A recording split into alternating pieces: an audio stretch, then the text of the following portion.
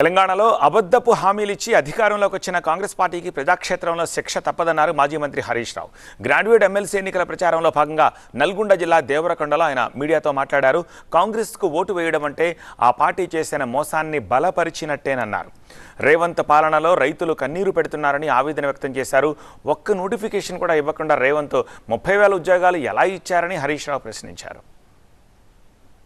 గ్యారంటీల అమలు విషయంలో మొద్దు నిద్రపోతున్న ఈ ప్రభుత్వాన్ని తట్టి లేపాలంటే గ్రాడ్యుయేట్ ఎమ్మెల్సీ ఎన్నికల్లో ఓడించాలి. గ్యారంటీల అమలు విషయంలో మొద్దు నిద్రపోతుంది ప్రభుత్వం. మీరేం 100 రోజులు అన్నారు, దాదాపు 180 రోజులు దగ్గరికి వస్తున్నాయి. 100 రోజులు బాయ్ 180 రోజులు వచ్చినా నీ గ్యారంటీల అమలు దిక్కులేదు.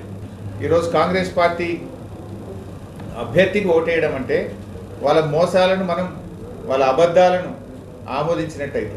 రేవంత్ రెడ్డి 30,000 ఉద్యోగాలు ఇచ్చిన అంటుండు. ఎక్కడిచ్చినావు? నీ ప్రభుత్వం వచ్చినాక ఒక్క నోటిఫికేషన్ వచ్చిందా? నీ జాబ్ క్యాలెండర్ ఏది అని నేను అడుగుతా ఉన్నా.